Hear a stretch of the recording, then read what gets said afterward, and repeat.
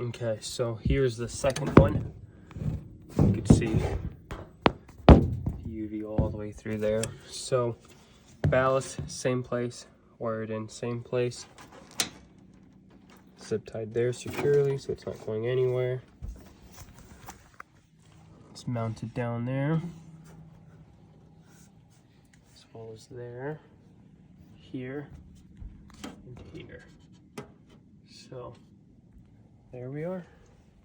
We're good to go.